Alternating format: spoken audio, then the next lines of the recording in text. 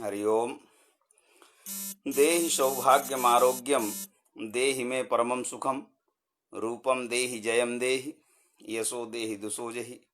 अयि भो मित्राणि, अद्य पुनः अहं कारक प्रकरणम् अध्यापयितुं भवतां समेषां पुरतः उपस्थितोऽस्मि।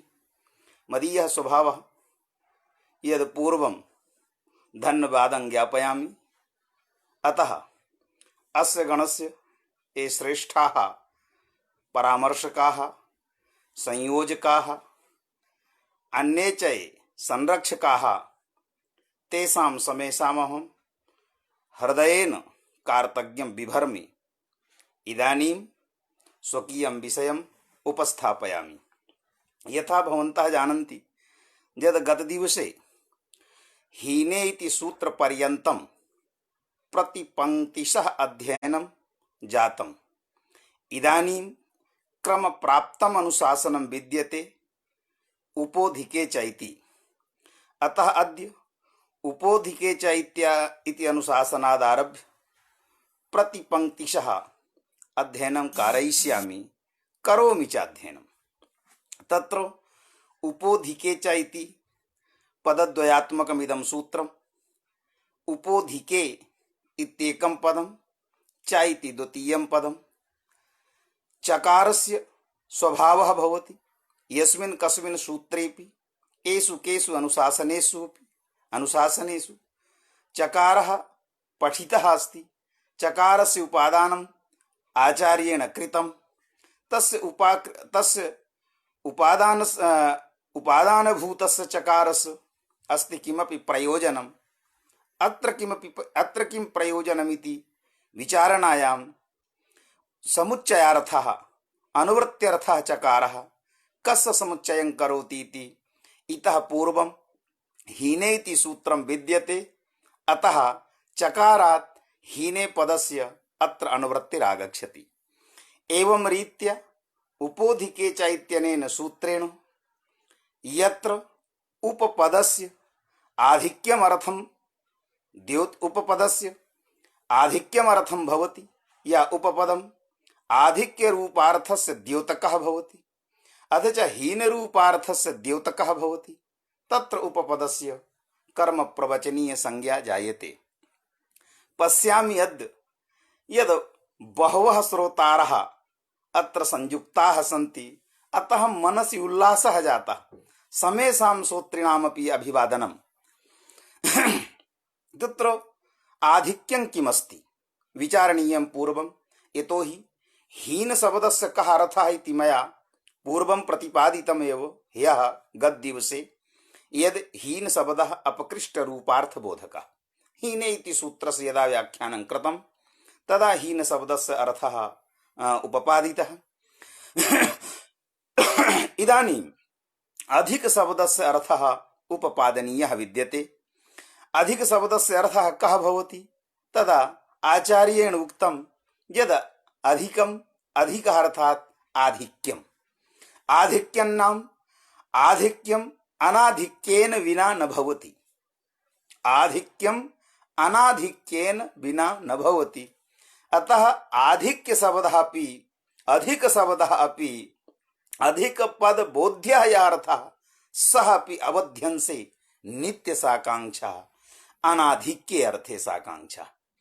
आधिक्यञ्चात्र अध्यारूढत्वं विद्यते। अध्यारूढा का भवति? अध्यारूढा क्रिया। एवं रीत्या अध्यारूढ़ क्रिया जनितः यः सम्बन्धः तत्सम्बन्ध विशेषस्य द्योतकः यदा उपशब्दः भवति तदा उप इति पदस्य कर्म प्रवचनीय संज्ञा जायते। एवमेव हीनत्वञ्च हीनत्वं नाम अपकृष्टत्वम्। अपकृष्टत्वमपि उत्कृष्टत्वम् अपेक्षते। अतः हीन उत्कृष्ट संबंध निरूपितम् अनुत्कृष्टत्वम् अथवा अनुत्कृष्टत्व निरूपितम् यद् उत्कृष्टत्वम् यत्र विद्यते एवं भूतस्य अर्थस्य यत्र द्योतकः भवति उपशब्दः तत्र उपशब्दस्य कर्म प्रवचनीय संज्ञा। ततश्च तत्र द्वितीया भवति। यथा उदाहरणम् अस्य सूत्रस्य दत्तम् उपहरिं सुरा। इदञ्च उदाहरणं हीनरूपार्थस्य विद्यते न तु अधिकरूपार्थस्य, यतो हि स्वयमेव दीक्षितः ब्रवीति यद अधिके सप्तमी गच्छते। अर्थात अध्यारूढ़ा या क्रिया आधिक्यम अध्यारूढ़म, तो अध्यारूढ़ा या क्रिया तदक्रियाजनितः तदक्रिया निरूपितः यह संबंधः तत्संबंध द्योत्ते यदा उपशब्दस्य कर्म प्रवचनीय संज्ञा तदा तस्मिन् कर्म प्रवचनीय संज्ञके उपशब्देन सह यस्य पदार्थस्य संबंधः तत्संबंध प्रतियोगी वाचकात् प्रातिपदिकात् द्वितीया विभक्ति न भवति, किंतु सप्तमी विभक्ति भवति।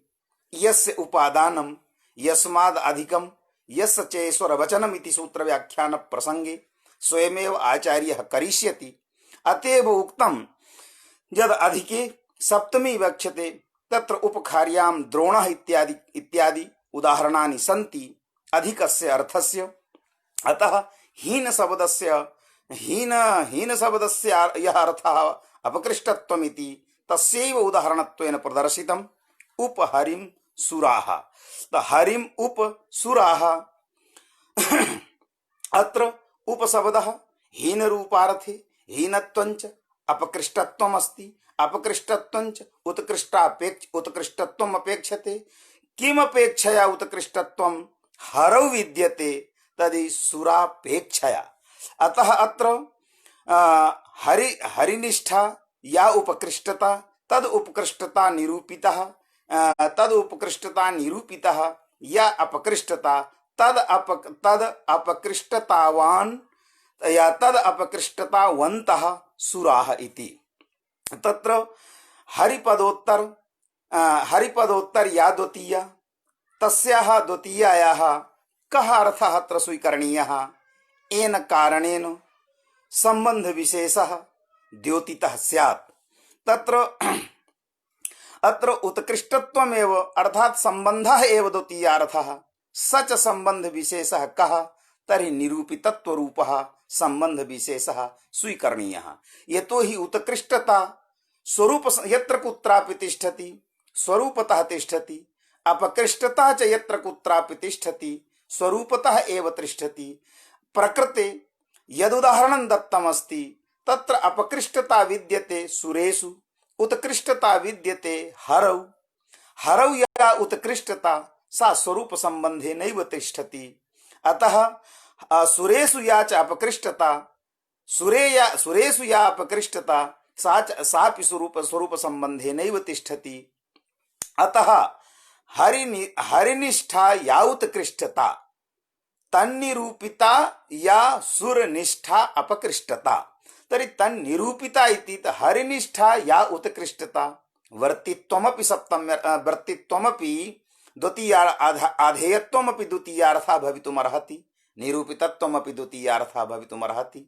अतः निरूपितत्वं संबंध विशेषः, आधेयत्वं संबंध विशेषः। एवं रीत्या निरूपितत्वरूप अथवा आधेयत्वरूप संबंध विशेषस्य द्योतकः अत्र विद्यते उपशब्दः। एवं रीत्या उपशब्दस्य कर्म प्रवचनीय संज्ञा जायते। अग्रिमम् अनुशासनं विद्यते। अग्रिमं सूत्रमस्ति यद् लक्षणेथं भूताख्यान भाग वीप्सासु प्रतिपर नवः। तत्र अयं प्रकारः इत्थं तं प्राप्तः इत्थं भूतः। लक्षणञ्च इत्थं भूतश्च आख्यानञ्च भागच न एवं नास्ति। इत्थं भूतस्य आख्यानम् इत्थं भूताख्यानम् एवं लक्षणञ्च इत्थं भूताख्यानञ्च भागश्च वीपसा च इति लक्षणेत्थं भूताख्यान भाग वीप्साः तासु लक्षणेत्थं भूताख्यान भाग वीप्सासु इति रीत्या अत्र इतरेतर योग द्वंद्व समासः विद्यते। समासे द्वंद्व समासे खलु अयं नियमः यद परवल्लिंगं द्वन्द्व तत्पुरुषयोः। ययोः पदयोः येषां पदानां तत्पुरुषः समासः भवति, येषाञ्च पदानां द्वन्द्वसमासः भवति, तत्र द्वन्द्वसमास निष्पन्न प्रातिपदिके किंलिंगम भविष्यति तदा उक्तम यद परवल्लिंगम द्वन्द्व तत्पुरुषयोः।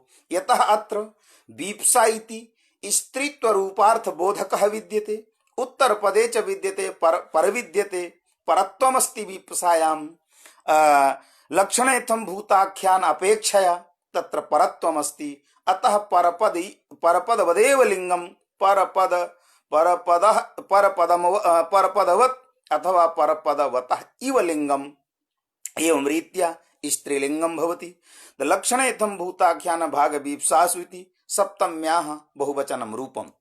प्रतिश्च पर्तिश्च परिश्च अनुश्च इति एतेषां यदा इतरेतर योग द्वन्द्वः क्रियते तदा प्रतिपर अनवः इति शब्दः निष्पद्यते। तो प्रतिपर अनवः अयं शब्दः प्रथमायाः बहुवचनस्य इदं रूपं। लक्षणेथं भूताख्यान भाग वीप्सासु इति शब्दः सप्तम्याः बहुवचनम्। अत्र हि प्रतिपरि अनु इति शब्दत्रयम् उपात्तम्। एषां शब्दानाम् उपसर्गगणे पाठः अस्ति। तो प्रतिपरि अनु इति शब्दस्य अर्थात् प्रत्येकस्य कर्म प्रवचनीय संज्ञा भवति।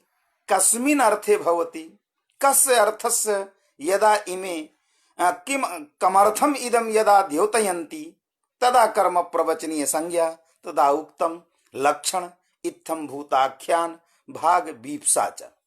अर्थात लक्षणं द्योतयन्ति, इत्थम भूताख्यानं द्योतयन्ति, भागरूपः अर्थः द्योतयन्ति, वीप्सा रूपम अर्थम यदा द्योतयन्ति इमे तदा एतेषां कर्म प्रवचनीय संज्ञा भवति। तत्र क्रमेण उदाहरणं वक्तव्यं, क्रमेण उदाहरणं दत्तमपि। तदेव उक्तम् एषु अर्थेषु विषयभूतेषु प्रत्यादयः उक्त संज्ञा स्युः, अर्थात् कर्म प्रवचनीय संज्ञा भवति।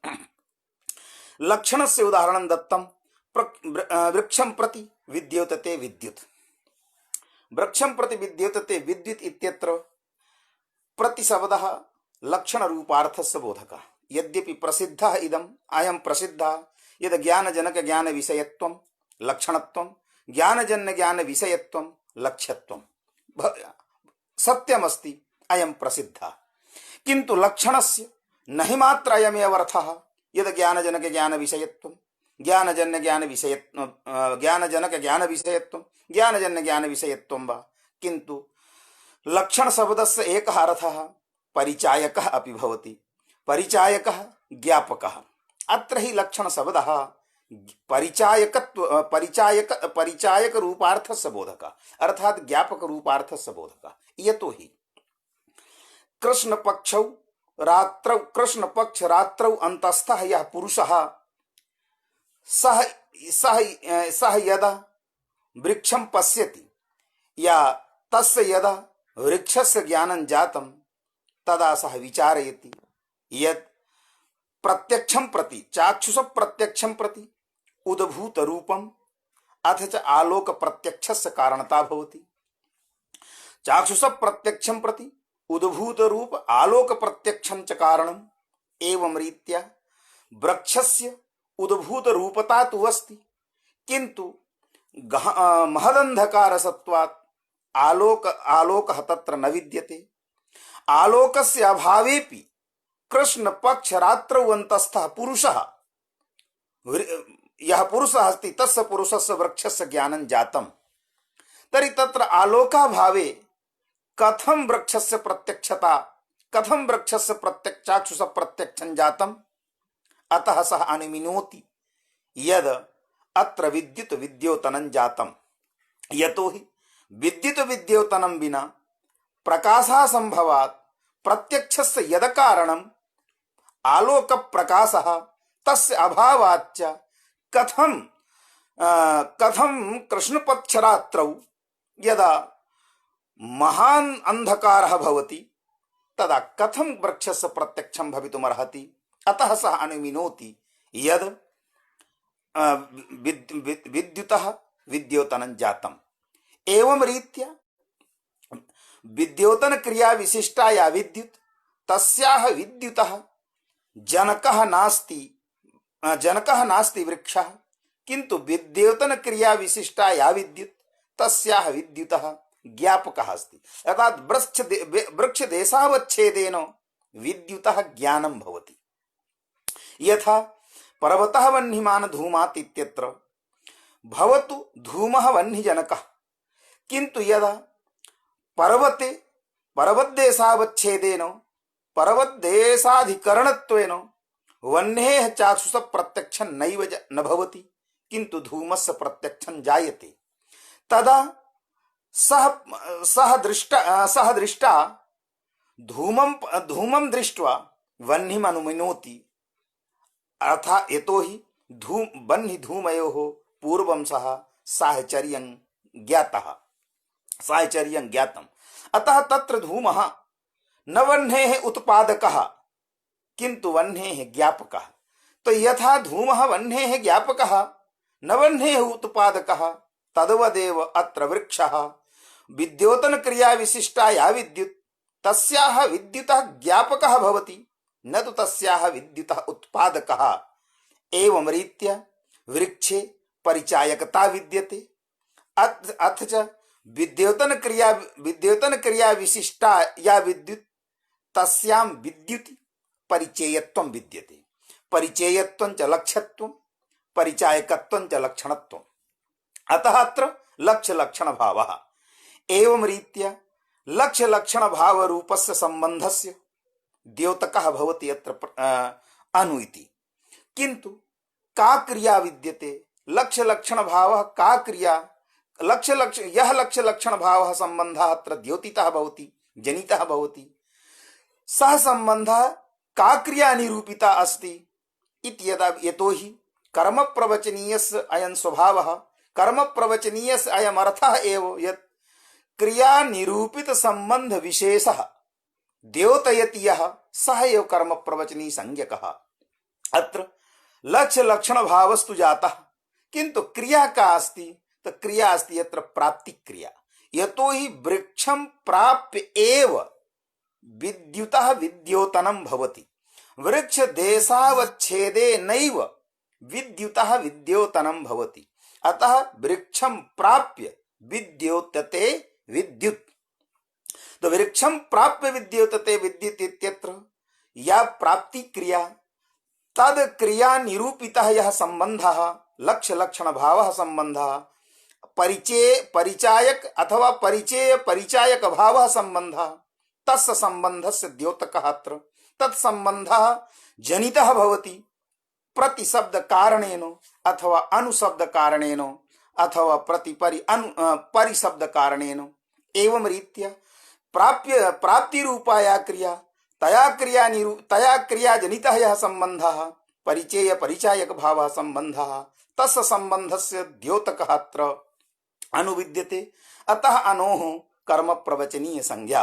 अथ च कर्म प्रवचनीय संज्ञायां सत्वात् कर्म प्रवचनीय संज्ञायाः सत्वात् तत्र तस्मिन् योगे द्वितीया विभक्तिः वृक्षम अनु विद्योतते विद्युत्। अत्र कः विशेषः संबंधः? तो अत्र विशेषः संबंधः लक्ष्य लक्षण भावः अथवा परिचेय परिचायक भावः अयमेव विशेष संबंधः। तो वृक्षं प्रति विद्योतते विद्युत्। द्वितीयस्य उदाहरणं इत्थं भूताख्यान इत्यस्य उदाहरणं ददाति। भक्तः विष्णुं प्रति, अर्थात विष्णुं प्रति भक्तः। अत्र भक्त शब्दः भक्ति विशेषस्य वा भक्तः अस्य भक्तिः अस्य अस्ति इति भक्तः। भक्त शब्दः अर्षाद्यजन्तः। तो यदा भक्त शब्दः अर्षाद्यजन्तः स्वीक्रियते तदा भक्तिश्च कः? तो भक्तिश्च का? तो भक्ति ही ज्ञान विशेषा आराध्य विषयत्व प्रकारकं यद् ज्ञानं तद् ज्ञान विशेषा भक्ति। ज्ञानं यत्र कुत्रापि तिष्ठति समवाय संबंधेन अथवा विषयता संबंधेन तिष्ठति, किंतु ज्ञाने कश्चन पदार्थः तिष्ठति चेत् विषयिता संबंधेन तिष्ठति। तो अत्र या भक्ति विद्यते भक्त पदार्थैक देशा या भक्ति सा भक्ति ज्ञानात्मिका। अतः तस्मिन् ज्ञाने विष्णुः विषयता संबंधेन अथ च तद्ज्ञानञ्च विष्णौ विषयता संबंधेन विद्यते। अतः अत्र संबंध विशेषः भवति विषय विषयी भावः अथवा एकः एव यदि संबंधः स्वीक्रियते तदा विषयता संबंधः अथवा विषयिता संबंधः। तो अत्र ही विष्णुं प्रति भक्तः इत्यादौ संबंध विशेषः यह विषय विषयी भावः विषयित्व रूपः संबंधः अथवा विषयता रूपः संबंधः। तस्य विषयता रूपस्य संबंधस्य द्योतकः विद्यते अत्र परिशब्दः। अतः परिशब्दस्य कर्म प्रवचनीय संज्ञा तेन कर्म प्रवचनीय संज्ञकेन सह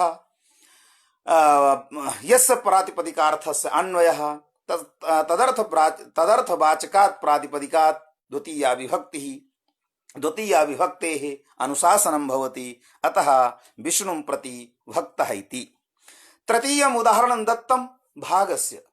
लोके भागः कः भवति इति यदा विचार्यते तदा भागः यः अस्माकम् अंशः सः एव भागः। कश्चन जनः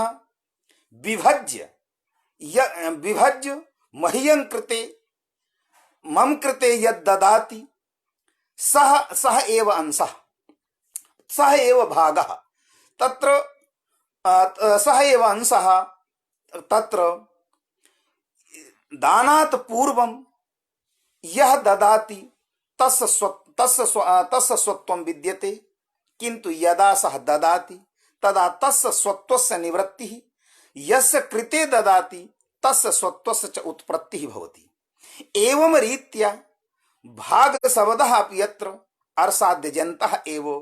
अतः भागे किं विद्यते? भागे स्वत्वं विद्यते। स्वत्वञ्च स्वामित्वम् अपेक्षते, स्वामित्वञ्च स्वत्वम् अपेक्षते। अतः अत्र भागशब्देन भागशब्दः यदा अंशरूपार्थस्य वाचकः अथवा अंशशब्दः सूत्रेऽस्मिन् यदा भागरूपार्थस्य वाचकः तदा भागशब्दः स्वत्वम् अपेक्षते। तत् स्वत्वनिरूपितं भागशब्दे स्वत्वं विद्यते। तत् स्वत्वनिरूपितं स्वामित्वं कुत्र अस्ति? तो तत् स्वत्वनिरूपितं स्वामित्वं हरौ अत्र विद्यते। अतः उदाहरणं किमस्ति? हरिं प्रति लक्ष्मी। तो हरिं प्रति लक्ष्मी अर्थात लक्ष्मी अथ च हरि इत्यनयोः मध्ये स्वस्वामी भाव संबंधः। अतो अत्र संबंधेषु यह संबंध विशेषः स्वस्वामी भाव संबंधः, तस्य स्वस्वामी भाव संबंधस्य द्योतकः अत्र तत् स्वस्वामी भाव संबंधस्य द्योतकः विद्यते। अत्र अनु इत्यादि शब्दाः द्योतकाः सन्ति, अनु इत्यादि शब्दाः। अतः तेषां कर्म प्रवचनीय संज्ञा। अयमेव अत्र संबंध विशेषः। तृतीयम् उदाहरणं विद्यते चतुर्थम् उदाहरणं विद्यते वीप्सायाः, जस्य उदाहरणं दत्तं ग्रन्थकृता यद् वृक्षं वृक्षं प्रति सिंचति, वृक्षं प्रति परि अनुवा सिंचति। तो वृक्षं प्रति सिंचति। तो वृक्षं प्रति सिंचति इत्यत्र प्रतिशब्दः वीप्सा रूपार्थस्य बोधकः। तत्र पूर्वं विचारणीयं यत् का भवति वीप्सा। तदा नित्यवीप्सयोः इति सूत्रं स्मरामि इदानीं, यतोहि नित्यवीप्सयोः इत्यस्मिन् सूत्रे एव सम्यक् प्रकारेण वीप्सायाः निर्वचनं, वीप्सायाः प्रतिपादनं कृतं। तत्र उक्तं यत् कानां वीप्सा इति। तदा उक्तं ग्रन्थकृता यद् संबंध विशेष व्याप्तुम इच्छा वीप्सा, व्याप्तुम इच्छा वीप्सा। तो कस्य इच्छा? तो प्रयोक्तुः इच्छा। प्रयुक्त यदा संबंध विशेष विषयेन व्याप्तुमिच्छति तदा तत्र वीप्सा शब्दस्य प्रयोगः अर्थात व्याप्तुम वीप्सा व्याप्ति ही तत्र का यतो ही आप्रि संबंधार्थक आप्रि धातोः सन प्रत्यय कृते सति ईप्सा इति शब्दः निष्पद्यते विशिष्टा ईप्सा वीप्सा त ईप्सा अभिलाषा विशिष्टा ईप्सा वीप्सा अर्थात संबंध विषयणी इच्छा तो संबंध विषयणी इच्छा एवं रीत्या वीप्सा अत्र वीप्सा पदेन व्याप्ति गम्यते व्याप्तिश्च संबंधः सच व्यापकता रूपः एवं रीत्या यत्र व्यापकता रूपा यत्र व्यापकता विद्यते यत्र व्यापकता रूपः अर्थः विद्यते तत्रैव वीप्सा भवति तत्रैव वीप्सा शब्दस्य प्रयोगः भवति अत्र हि वृक्षं प्रति विद्युत वृक्षं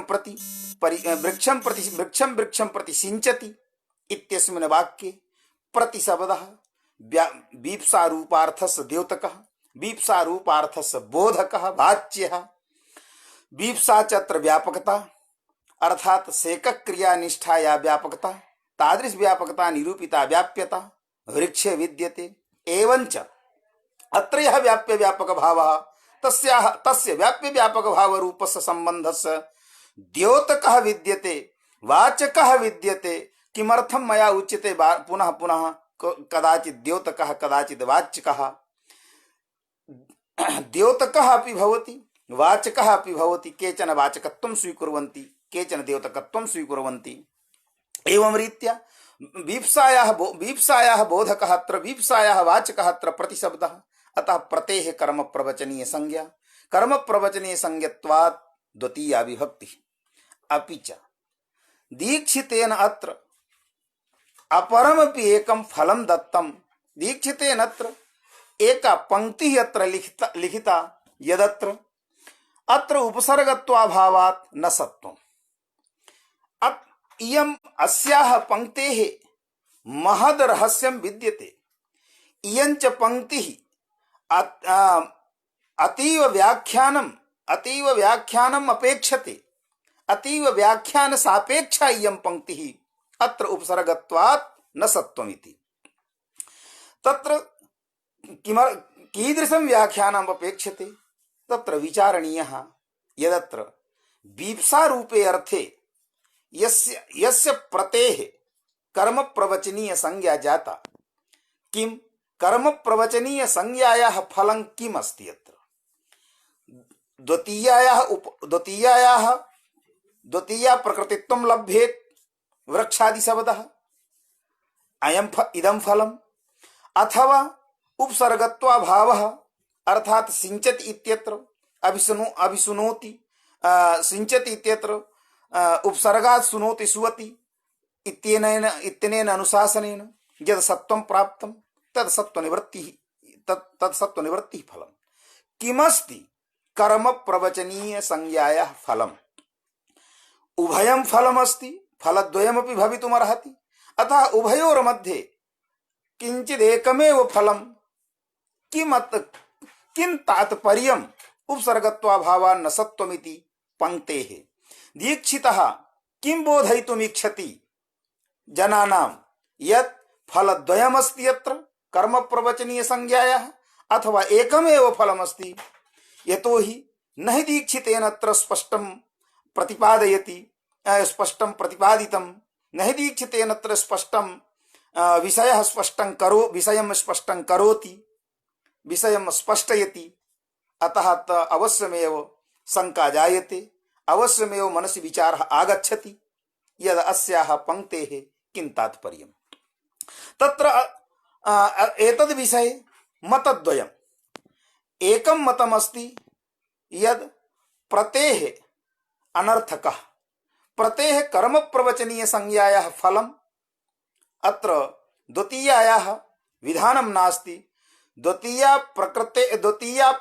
द्वितीयायाः प्रकृतित्वं लभ्येत वृक्षादि शब्दः तत् फलं नास्ति इति कश्चन आचार्यः कथयति अपरेण अन्यः कथयति यद उभयं फलम तत्र उभयोर्मध्ये किं विनिगमकं किंच तात्पर्यम् इति यदा विचार्यते तदा येषां मते अयं प्रतिशब्दः निरर्थकः अस्य प्रतेः न कर्म अस्य प्रतेः या कर्म प्रवचनीय संज्ञा तस्याः कर्म प्रवचनीय संज्ञायाः न फलं द्वितीयायाः प्रकृतित्व लाभः लाभ रूपम फलम किंतु उपसर्गत्वा भाव रूपम फलम। अर्थात भवति किमत अस्मिन् वाक्ये वृक्षं वृक्षं प्रतिसिंचति इत्यत्र एतद् वाक्य घटकीभूतं यद सिंचत परिसिंचति इति अथवा सिंचति इति क्रियावाचकं पदं तस्मिन् क्रियावाचक तद क्रियावाचक पद घटकीभूतायाः सकारः तस्मिन् सकारे सत्वं बोधयति उपसर्गात् सुनोति इत्यनुशासनेन किंतु सत्व प्रतियोगिक अभाववान दृश्यते सत्व प्रतियोगिक अभाववान एव दृश्यते सकारः सत्वाभावः दृश्यते सकारे अपि च वृक्षं वृक्षम् इत्यत्र च द्वितीया दृश्यते अर्थात् वृक्षपदं द्वितीयायाः प्रकृतित्वम् अनुभवति। तत्र किं कर्तव्यं तत्र इदं तात्पर्यं यत् गृहे गृहे अस्वाः सन्ति इत्यस्मिन् वाक्ये दुर्वचनत्वं दृश्यते किंतु प्रतिशब्दस्य उपादानं नैव दृश्यते।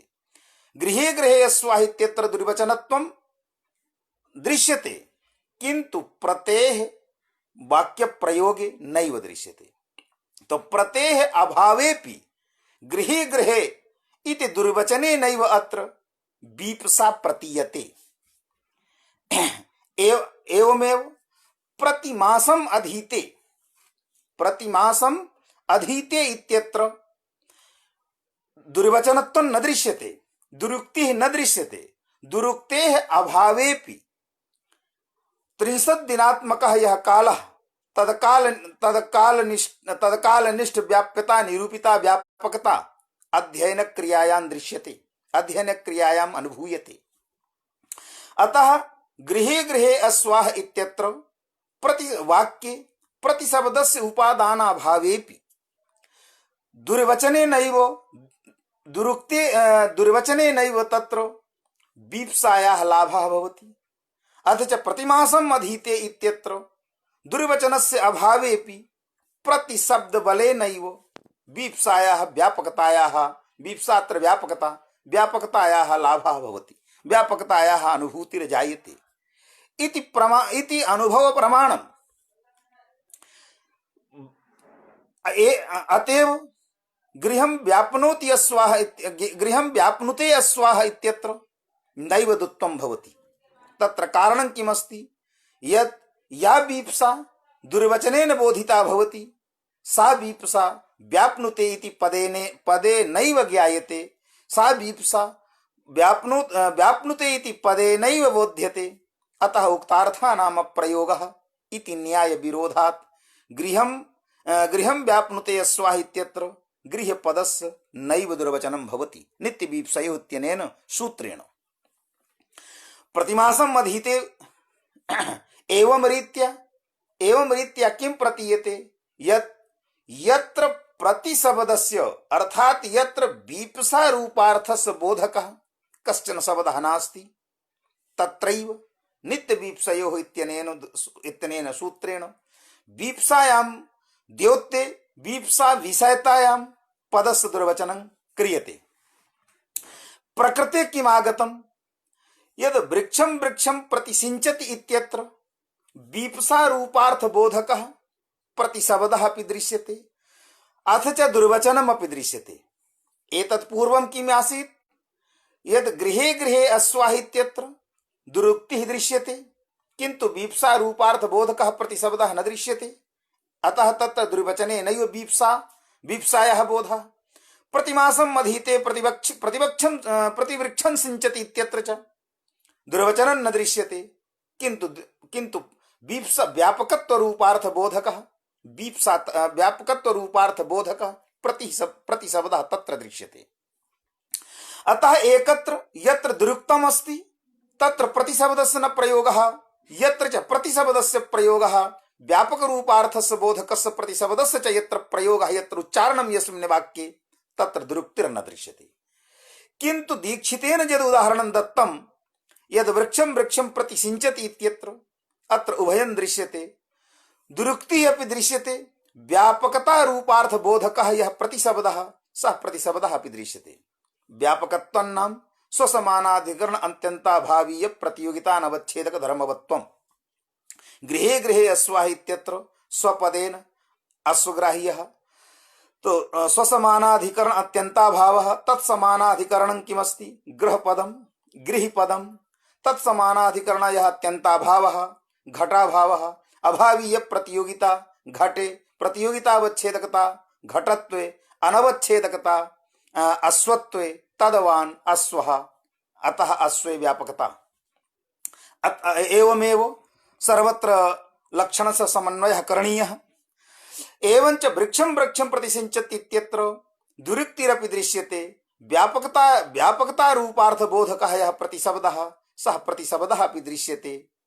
एवं रीत्या यदि प्रतिशब्दः वीप्सायाः बोधकः स्यात्, प्रतिशब्दः व्यापक रूपार्थ बोधिका या वीप्सा तस्याः वीप्सायाः वाचकः यदि स्यात् तदा उक्तार्थानाम प्रयोगः इति न्याय विरोधात् वृक्ष शब्दस्य दुर्वचनं नैव स्यात्, किन्तु दुर्वचनं च अत्र दृश्यते। एवं रीत्या यदि दुर्वचने नैव व्यापकता प्रतीयते तदा तस्याः व्यापकतायाः प्रतिपादनाय तस्याः व्यापकतायाः पुनः बोधनाय प्रतिशब्दस्य उपादानं नैव करणीयम्। अतः प्रतिशब्दः अनर्थकः इति तेषां मतम्। किन्तु एकः खलु न्यायः यद् समानार्थबोधकः यदा द्वौ शब्दौ स्तः एकस्मिन् वाक्ये तदा अन्यतरस्य अवैयर्थ्यम्, अर्थात् उभयोः सार्थक्यं भवति। न कस्यचिदपि अर्थस्य वैयर्थं न कस्यचिदपि अर्थस्य या न कस्यचिदपि पदस्य वैयर्थ्यापत्तिः भवति। अतएव एकः नियमः वर्तते, एकार्थबोधकपदयोः एकवाक्ये समावेशे अन्यतरस्य न वैयर्थ्यम्। तो अन्यतरस्य न वैयर्थ्यम् अर्थात यथा द्वौ अपूपौ इत्यत्र द्वौ ब्राह्मणौ इत्यत्र यद्द्विवचनं विद्यते तेनैव द्विवचनेन द्वित्वरूपसंख्यायाः प्रतीतिः जायते। पुनः किमर्थं द्वौ इत्यस्य उपादानं कृतं विशेषणरूपेण? अतः यस्मिन् वाक्ये एकार्थबोधकयोः पदयोः या एकार्थबोधकपदयोः एकस्मिन् वाक्ये यदा समावेशः तदा अन्यतरस्य न वैयर्थ्यम्। अतः अत्र दुर्वचनमपि वृक्षं वृक्षमिति दुर्वचनेनापि वीप्सा प्रतीयते, अतः अर्थ च प्रतिशब्देनापि व्यापकता वीप्सा रूपार्थः प्रतीयते। अतः उभयोः न वैयर्थ्यं भवतु सार्थकत्वं, किन्तु एवं न वक्तुं शक्यते। यतो हि तत्र कारणं किमस्ति, यद् अव्ययीभाव समासे असति विशेषानुशासने प्रथमा विभक्त्यतिरिक्त विभक्तिः नैव भवति, प्रथमा विभक्तिरपि तत्र साधुत्वार्थिका एव। यदि विशेषानुशासनं विद्यते भवतु तद् भिन्ना विभक्तिः उपकृष्णेन उपकृष्ण इत्यादि स्थले, किन्तु असति विशेषानुशासने अव्ययीभाव समास स्थले प्रथमा विभक्तिरेव साधुत्वार्थिका प्रथमा विभक्तिरेव भवति। अतः तत्र प्रतिशब्दस्य वीप्सायाः अर्थः सुनिश्चितः, यतो हि तद्विना समासः एव न भविष्यति। एवं रीत्या तत्र वीप्सा प्रतिशब्दस्य वीप्सारूपः अर्थः अवश्यमेव कल्पनीयः, वीप्सारूपः अर्थः अवश्यमेव स्वीकरणीयः। किन्तु वृक्षं वृक्षं प्रति सिञ्चति इत्यत्र प्रतिशब्दः व्यापकता रूपस्य अर्थस्य बोधकः नैव भवितुमर्हति यतो हि व्यापकता यद किंचित निष्ठ व्याप्यता निरूपितैव भवति। यदि प्रतिशब्दनिष्ठा प्रतिशब्दवाच्या या व्यापकता सा व्यापकता किन्निष्ठ व्याप्यता निरूपिता तदा प्रकृते वृक्ष शब्दस्यैव उपादानं कृतं विद्यते। अतः वृक्षनिष्ठ व्यापकता निरूपिता व्यापक नैव भवितुमर्हति। तत्र कारणं किमस्ति? यदि वृक्ष पदोत्तर या द्वितीया वृक्षं वृक्षं प्रति सिंचति इत्यत्र वृक्ष पदोत्तर या द्वितीया तस्याः द्वितीयायाः कर्मत्वम् अर्थः। अतः तस्मिन् कर्मत्वे वृक्ष पदार्थस्य आधेयत्वेन अन्वयः। अथ च एवं रीत्या यदा प्रकृत्यर्थस्य वृक्ष पदार्थस्य सोत्तर कर्मणि सोत्तर प्रत्ययार्थे आधेयत्व संबंधेन वृत्तित्व संबंधेन अन्वयः यदा स्वीक्रियते तदा प्रतिशब्दवाच्य व्यापकतायां प्रतिशब्दवाच्य वीप्सायां प्रकृत्यर्थस्य वृक्ष पदार्थस्य अन्वयः नैव भवितुमर्हति यतो हि एकत्र विशेषणतया अन्वितस्य अपरत्र विशेषणतया अन्वयः न जायते।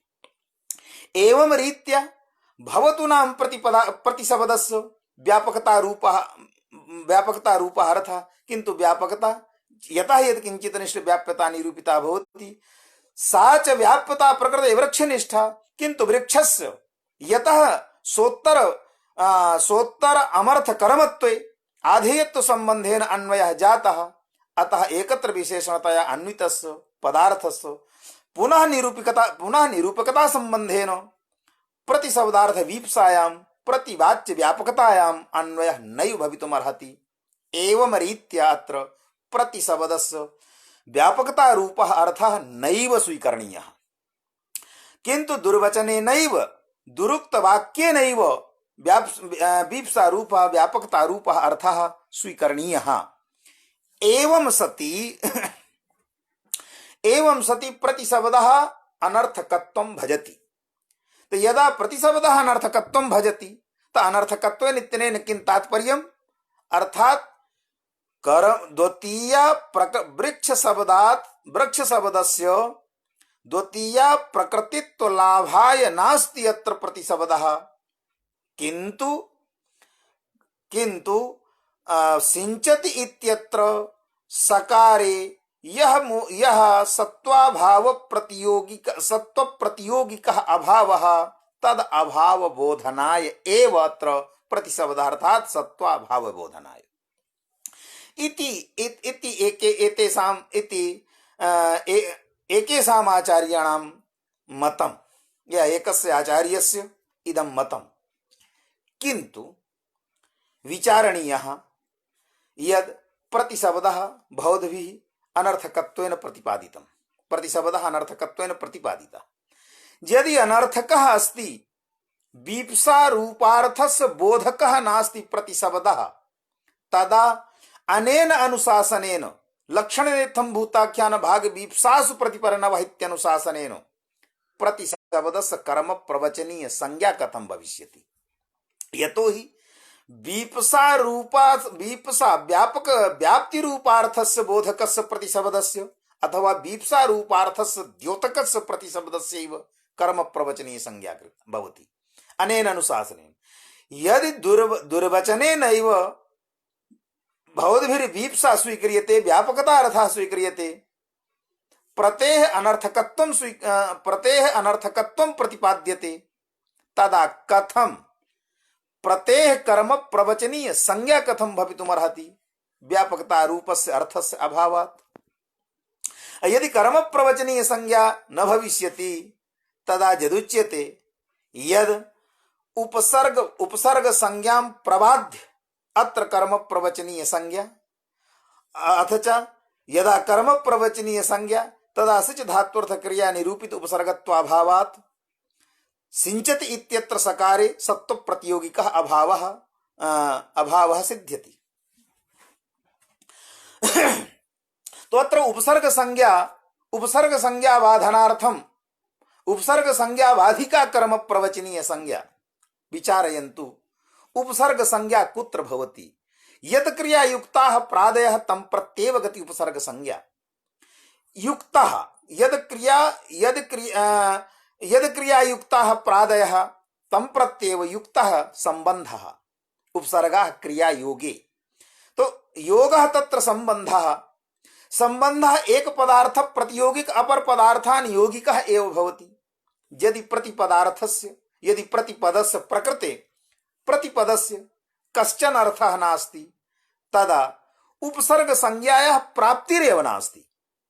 एक पदार्थ प्रतियोगिक अपर पदार्थान यौगिकः यदा संबंधः तदा एव अर्थात प्रतिपदार्थ प्रतियोगिक धात्वर्थ क्रिया नियोगिकः यः संबंधः तत्संबंधे एव प्रादीनां गति संज्ञा अथ च उपसर्ग संज्ञा भवति। यदि प्रत्यय अत्र अनर्थकः, यदि अनर्थकः कश्चन अर्थः एव नास्ति तदा प्रतिपदार्थ प्रतियोगिक अथ च धात्वर्थानियोगिक क्रियानियोगिकः संबंधः एव न भविष्यति। संबंधाभावे प्रत्यय कथम उपसर्ग संज्ञा, तो यह उपसर्ग संज्ञायाः प्राप्तिरेव न भविष्यति। अप्राप्तौ सत्यां निषेधः, यदि उपसर्ग संज्ञायाः प्राप्तिरेव नास्ति तदा ताम उपसर्ग संज्ञां वाधयितुं या ताम उपसर्ग संज्ञां वाधयितुं का आवश्यकता कर्म प्रवचनीय संज्ञाया। कथम कर्म प्रवचनीय संज्ञाया उपसर्ग संज्ञायाः बाधा भविष्यति यदा उपसर्ग संज्ञायाः प्राप्तिरेव न भविष्यति। अपि च समाधानं तु अनन्तरं भविष्यति। अपरं विचारं करोतु यत् नित्य वीप्सयोः इत्यनेन द्वित्वं भवति। द्वित्वं कस्य भवति? पदस्य भवति अथवा पदस्य अर्थात सुबन्तस्य पदस्य वीप्सा सति देवते वीप्सायां वीप्सा रूपे अर्थे पदस्य दुर्वचनं भवति। पदेन तत्र किं गृह्यते? सक्तं पदम् अथवा सुप्तिगन्तं पदं या स्वादिष्ट सर्वनाम स्थाने इति पदम् अथवा सुप्तिगन्तं पदम्। तत्र यानि उदाहरणानि दत्तानि तत्र सर्वत्र सुबन्तस्यैव तत्र द्वित्वं जातम्। यतोहि तत्र उक्तं कानां नित्य वीप्सयोः इत्यत्र यद् नित्यम् आभिक्षण्यं क्रियावृत्ति धर्मः, अतः यत्र क्रियावाचकानां पदानां द्वित्वं भवति तत्र द्वित्वम् आभिक्षण्य निमित्तकम्। वीप्सा सुप्सु इति वाक्यं वर्तते महाभाष्यकारस्य वीप्सा सुप्सु। सुप्सु इत्यर्थात् सुप इति प्रत्ययबोधकं पदम्। मात्र सुप पदे वीप्सा तो न भवितुमर्हति, अर्थात सुप्सु अर्थात सुबन्तेषु। तो वीप्सा सुबन्तेषु, अतः सुबन्तस्यैव द्वित्वं भविष्यति। तो यदा पूर्वं यदि सुबन्तस्य द्वित्वं वीप्सायां तर्हि पूर्वं वृक्षम् इत्यत्र वृक्षपदस्य सुबन्तत्वम् उपपादनीयम्। तो वृक्षपदे द्वितीया अस्ति। यदि प्रत्ययः अनर्थकत्वं प्रतिपाद्यते तदा तदा अनर्थकत्वात् प्रत्यय कर्म प्रवचनी संज्ञा न भविष्यति। कर्म प्रवचनीयत्वाभावे तत्र द्वितीया प्रकृतित्वं कथम्? द्वितीया प्रकृतित्वाभावे वृक्षमिति निर्देशस्य उपपत्तिः कथं भविष्यति? एवं रीत्या यदि एवम् उच्यते यदि सिच धात्वर्थ क्रिया निरूपितं तत्र कर्मत्वं विद्यते, अतः तत्र सिच धात्वर्थ क्रिया निरूपित कर्मत्वस्य वृक्ष पदार्थे वृक्ष प्रातिपदिकार्थे विद्यमानत्वात् कर्मणि द्वितीया इत्यनेन द्वितीया। तदनन्तरं द्वित्वम् इति उच्यते। तद् भवतु, कथयतु, एवं समाधानं एवं भूतं समाधानं करोतु। किन्तु प्रत्ययः निरर्थकत्वे उपसर्ग संज्ञायाः प्राप्तिर्नैव भविष्यति। उपसर्ग संज्ञायाः अभावे तां प्रबाध्य कर्म प्रवचनीय संज्ञा इति नैव भवितुमर्हति। अथवा प्रत्ययः वीप्सा रूपार्थ बोधकत्वाभावे वीप्सायाम् एव तु अत्र कर्म प्रवचनीय संज्ञा। यदि वीप्सा रूपः एव अर्थः नास्ति तदा कर्म प्रवचनीय संज्ञा नैव भवितुमर्हति। एवं रीत्या अत्र प्रतिशब्दस्यैव व्यापकत्वं रूपः अर्थः स्वीकरणीयः। किन्तु प्रतिशब्दस्य व्यापकत्व रूपार्थे स्वीकारे एकः एव दोषः आगतः आसीत् यद् तस्यां व्यापकतायाम् अन्वयः कस्य भविष्यति? तो तत्र व्याप्यत्वेन अत्र विद्यते व्याप्यत्वेन अत्र विद्यते वृक्ष रूपम प्रातिपदिकम तस्य प्रातिपदिकार्थस्य व्यापकतायां तु अन्वयः नैव भवितुमर्हति यतोहि तस्य कर्म प्रकृत्य प्रत्ययार्थे कर्मत्वे तस्य अन्वयात् एकत्र विशेषणत्वेन अन्वितस्य पदार्थस्य प्रत्यविशेषणतया अन्वयः नैव भविष्यति इति सिद्धान्त विरोधः। एवं रीत्या अत्र प्रत्यय व्यापकत्वं स्वीकरणीयं। कीदृशं व्यापकत्वं यत् कर्मत्व संबंधावच्छिन्न व्यापकत्वं प्रतिशब्दार्थः। कर्मत्व संबंध नहीं मात्र प्रतिशब्दः प्रतिशब्दस्य व्यापकता रूपः मात्र अर्थः किंतु कर्मत्व संबंधावच्छिन्नं यद् व्यापकत्वं तद् व्यापकत्वं प्रतिशब्दार्थः। तो यदि कर्मत्व संबंधावच्छिन्न व्यापकत्वमेव प्रतिशब्दस्य अर्थः जातः तदा वृक्षपदोत्तर्या द्वितीया तस्याः द्वितीयायाः कः अर्थः तदा सा तत्र द्वितीया तात्पर्यग्राहिका एव। एवं रीत्या वृक्ष प्रकृति प्रतिपदस्य कर्मत्व संबंधावच्छिन्न व्यापकत्वं प्रतिपदार्थः प्रतिशब्दार्थः स्वीकरणीयः द्वितीया च तत्र तात्पर्य ग्राहिका एव। एवं रीत्या द्वितीयार्थ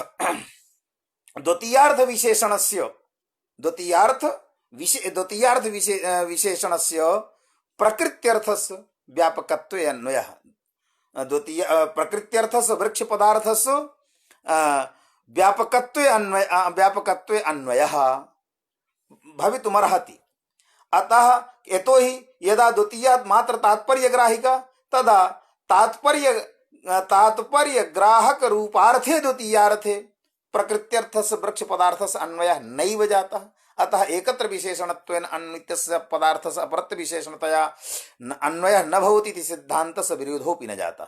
एवञ्च व्यापक कर्मत्व संबंधावच्छिन्न व्यापकत्वं प्रतिशब्दार्थः इति स्वीकारे व्यापकतायां प्रकृत्यर्थस्य वृक्ष पदार्थस्य अन्वयः कर्तव्यः।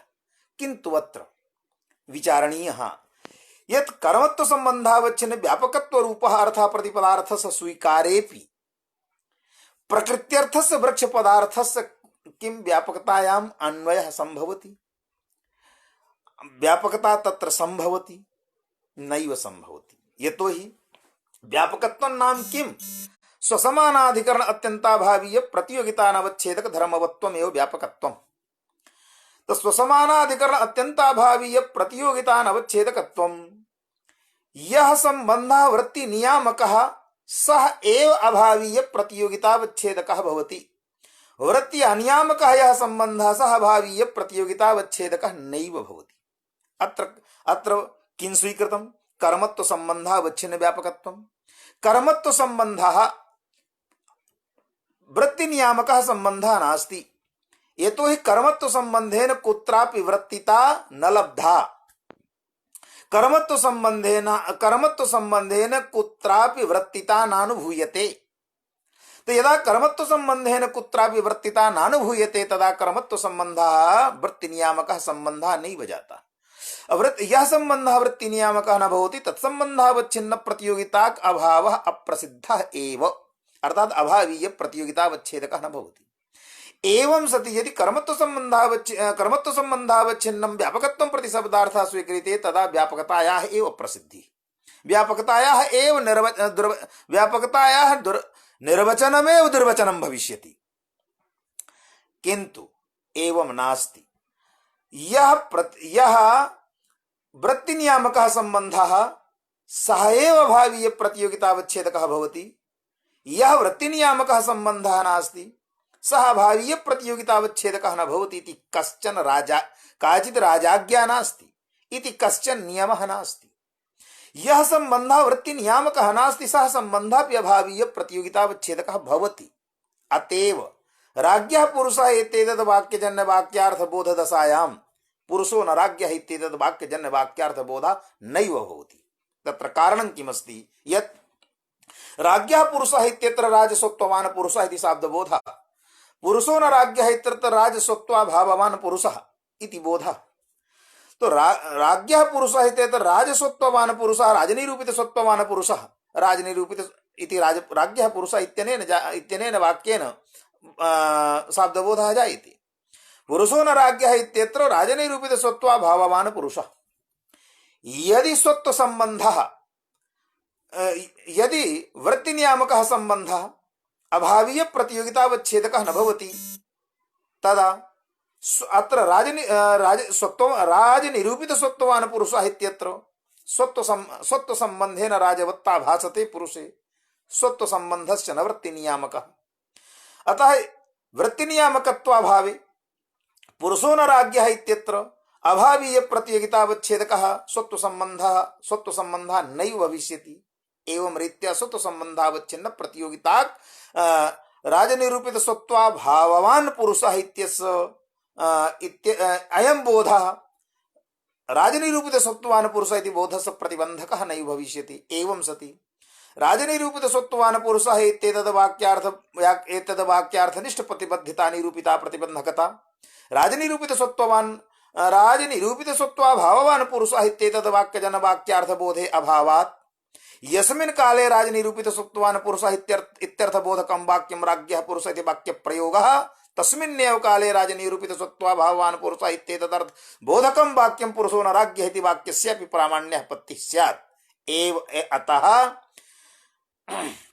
वृत्तिनियामकः यः सम्बन्धः सः भावीय प्रतियोगितावच्छेदकः न भवति इति नैव काचिद् राजाज्ञा नैव कश्चन नियमः यत् यः वृत्तिनियामकः सः एव अभावीय प्रतियोगितावच्छेदकः। एवं रीत्या यदा अयं सिद्धान्तः स्वीक्रियते यः सम्बन्धः वृत्तिनियामकः नास्ति सः अपि अभावीय प्रतियोगितावच्छेदकः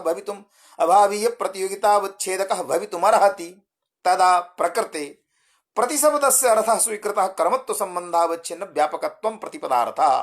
कर्मत्वसम्बन्धावच्छिन्नं व्यापकत्वं प्रतिशब्दस्य अर्थः कर्मत्वसम्बन्धस्य वृत्तितायाः नियामकत्वावृत्ति अनियामकत्वेपि तत्सम्बन्धावच्छिन्न वृत्तिता अनियामकत्वेपि सः सम्बन्धः अभावीय प्रतियोगितावच्छेदकः भविष्यति।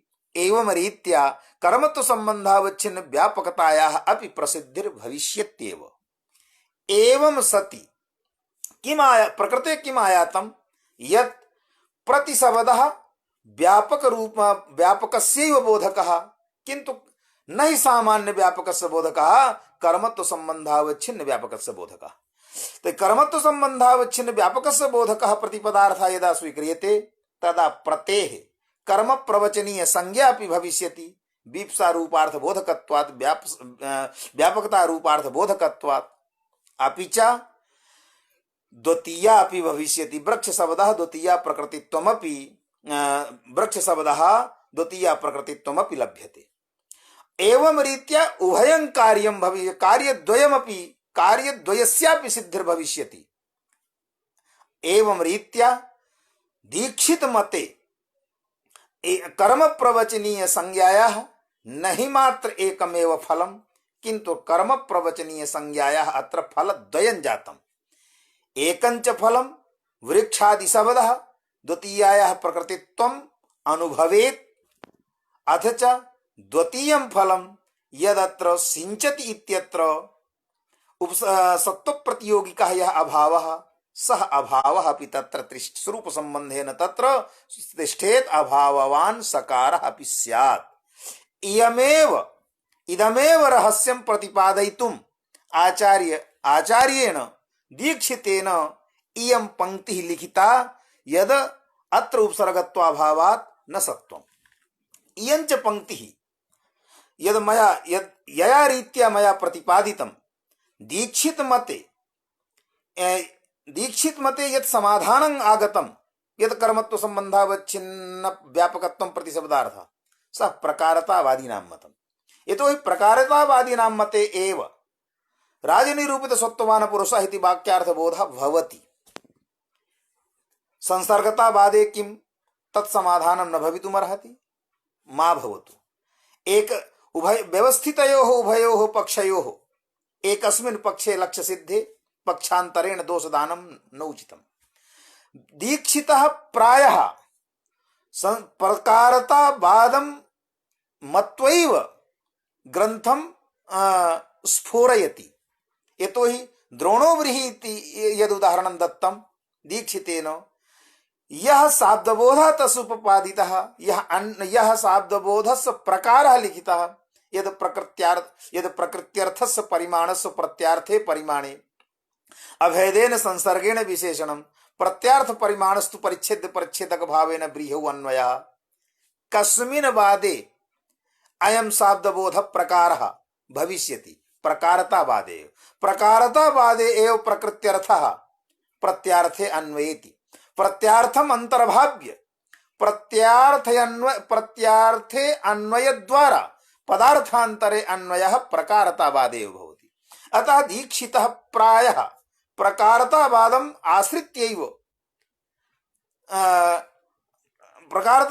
आश्रित्य सिद्धान्तः उपपादितः। अतः अत्रापि दीक्षितस्य तात्पर्यस्य स्फोरणं प्रकारतावादे एव संभवति। अतएव मया उपपादितं यदत्र फलद्वयमपि साधु यद दीक्षितेन प्रतिपादितं कर्म प्रवचनीय संज्ञापि भविष्यति, अथ च तस्याः कर्म प्रवचनी संज्ञायाः फलद्वयं द्वितीय प्रकृतित्वलाभः, अथ च सिंचति इत्यत्र सत्वप्रतियोगिकः यः अभावः तद अभावस्यापि लाभः स्यात्। इदमेव रहस्यं विद्यते अस्याः पंक्तेः यद अत्र उपसर्गत्वाभावात् न सत्वम्। एषु किमपि लक्षणं भवति, लक्षणं तदेव यस्मिन् लक्षणे कश्चन दोषः न भवति। प्रायः दोषत्रयस्य उपपादनं क्रियते। 10 दोषाः अन्येपि इतोपि अधिकाः दोषाः सन्ति, किन्तु व्याप्ति अव्याप्ति अथ च असंभव दोष रहितं यद लक्षणं भवति तदेव लक्षणम्। तत्र इदमपि लक्षणम् इत्थं भूताख्यान भाग वीप्सासु प्रतिपन्नवः इति लक्षणम् इति। अस्मिन् लक्षणे इदमपि लक्षणं यदि अव्याप्ति अतिव्याप्ति संभव दोष रहितं भविष्यति चेत् अव्याप्ति अतिव्याप्ति असंभव दोष युक्तं भविष्यति चेत् लक्षणं, तदा तु लक्षणं नैव लक्षण पदवाच्यं भविष्यति। अतः अतिव्याप्ति परिहाराय पूर्वपक्षः उपस्थाप्यते दीक्षितेन आचार्यैः दीक्षितैः। एषु किं परिसिञ्चति, अर्थात् एषु किम् अर्थात् यदर्थ चतुष्टयम् उक्तं लक्षण इत्थं भूताख्यान भाग वीप्सा, एषु अर्थेषु अभावे यदा एतेषाम् अर्थानां वाचकाः एतेषाम् अर्थानां द्योतकाः पर इत्यादयः शब्दाः न भवन्ति, तदा कर्म प्रवचनीय संज्ञा नैव भवति। अनेन अनुशासनेन परिसिञ्चति इत्यत्र परिशब्दः फलितः इति रूपस्य अर्थस्य बोधकः, न तु व्यापकता रूपार्थस्य बोधकः। अर्थात् सूत्रे ये अर्थाः उक्ताः सन्ति ते तदर्थबोधकाः परिशब्दः अत्र नास्ति, अतः न कर्म प्रवचनीय संज्ञा। एवं रीत्या तत्र उपसर्ग संज्ञाम् आदाय यद कार्यं भवति तद कार्य मूर्धन्यादेश रूपस्य आदेशस्य, अतः अत्र मूर्धन्यादेशः भवति परिसिञ्चति इति। अग्रिमम् अनुशासनं विद्यते यद अभिरभागे, अभिः अभागे, अभेः कर्म प्रवचनीय संज्ञा भवति। कुत्र भवति? अभागे अर्थात भागवर्जिते। तर्हि प्रतियोगी विशेषित अभाव ज्ञाने प्रतियोगी ज्ञान से कारणता भवति। प्रतियोगी विशेषित अभाव ज्ञाने प्रतियोगी ज्ञान से कारणता। अभागे इत्यत्र न भागः अभागः तस्मिन् अभागे, अर्थात भाग प्रतियोगिक अभावः। तो भाग प्रतियोगिक अभाव इत्यत्र अभाव विशेषित प्रतियोगी अभाव विशेषित प्रतियोगी ज्ञानम् अस्ति भाग शब्दः। प्रतियोगी ज्ञानत्वेन वर्तते भाग शब्दः। अतः पूर्वं भाग शब्दार्थः ज्ञातव्यः, अनन्तरमेव अभागे इत्यस्य अर्थस्य ज्ञानं भविष्यति। तो भाग शब्दार्थः कः, भागपदवाच्यः कः इति पूर्वमेव प्रतिपादितम्।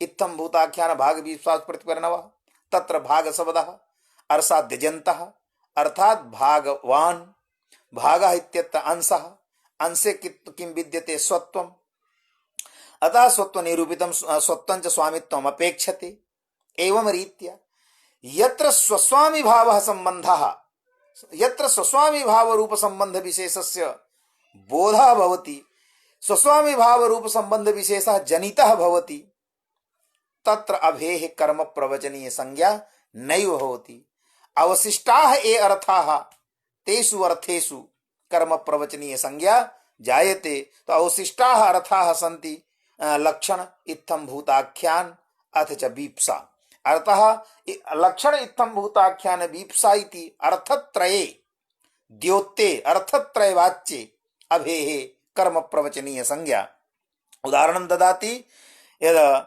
हरिम अभिवर्तते तो हरिम अभिवर्तते इत्यत्र भक्तः हरिम अभि तो हरिम अभिवर्तते तत्र अत्र किमस्ति हरिम अभिवर्तते इत्यत्र लक्षणमस्ति इत्थं भूताख्यानमस्ति यद् वीप्सा अस्ति तर्हि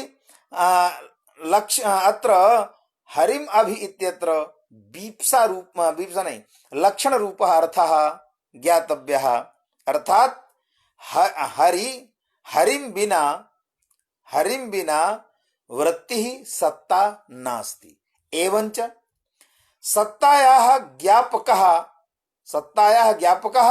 कः भवति हरिः अतो अत्र सत्ताक्रिया हरेश्च ज्ञापक भावः अत्र ज्ञापक भाव रूप संबंधस्य बोधकः अभि अतः अभेः कर्म प्रवचनी संज्ञा कर्म प्रवचनीयत्वात् द्वितीया भवत्येव एवमेव हरिम अभिभक्तः तो हरिम अभिभक्तः इत्यत्र इत्थं भूताख्यान रूपः अर्थः विद्यते यतोहि भक्तः भक्ति